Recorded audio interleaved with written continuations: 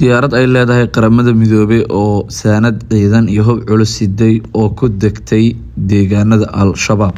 faahfaahino ayaa waxay ka soo baxayaan diyaarad u diiwaan gashanayd UN-ka ama qaramada midoobay oo ka duushay magaalada Beledweyne kuna socotay Wisil, taasi oo la sheegay in si kadis ay ugu degatay deegaanka Xindheere isla markaana gacanta u gashay al-shabaab. diyaaradan ayaa sababta u degtay la sheegay in cilad ay ku timid, taasi oo keentay inay ku degto dhulka ay ku sugnaayeen al-shabaab.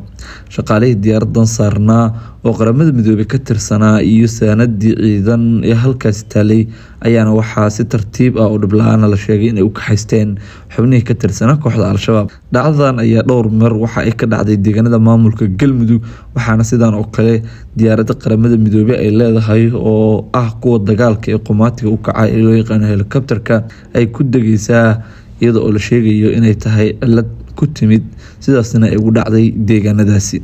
sanadkii hore ayay ahayd markii dhacdo noocan oo kale oo diyaarad nooca dagaalka oo qomaatiga u kacda oo midii haatan dhacday oo kale la mid ah in ay diyaaradaasi oo dhammaan dadkii saarnaa ay al-shabaab qabsadeen ay ku dhacday halkaasi.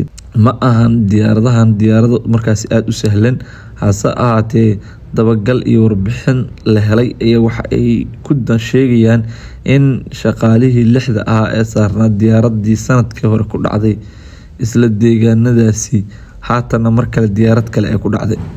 haddaba su'aalo badan ayay dadku iska weydiinayaan, maxaa sanad walba keena in diyaarad ay ku degto ama ay ku dhacdo deegaanada al-shabaab? diyaaradda dhacday cilada ku timid, maxaa dadkii saarnaa dhammaantood iyagoo bad qaba ee loo qabtay? waxyaabaha kale isweydiinaya waxaa ka mid ah, miyay diyaaraddu ku degtaa mise waa ay dhacdaa horta? waxyaabaha kale oo su'aaluhu dadku aad ay uga markaasi la yaaban yihiin waxaa ka mid ah, maxaa mar walba meesha ka dhiga meesha ay diyaaraddu ku dhacayso dhul ay haystaan ama maamulaan al-shabaab? maxaa mar walba ka dhigay dagaal la-aan dadkii saarnaa diyaaradda? dhammaan su'aalahaasi waxa ay yihiin kuwa maanka dadka dhex guuxaya, iyaga oona markaasi dhammaan su'aalahan ay ku gadaaman yihiin diyaaradaha ku dhaca ama ku dega goobaha ay ku sugan yihiin al-shabaab.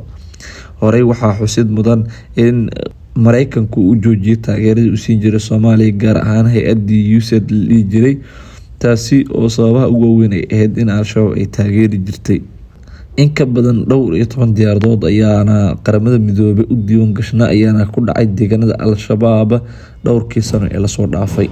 ma jirto wax war oo ka soo baxay qaramada midoobay iyo dowladda federaalka ah oo looga hadlay dhacdadan.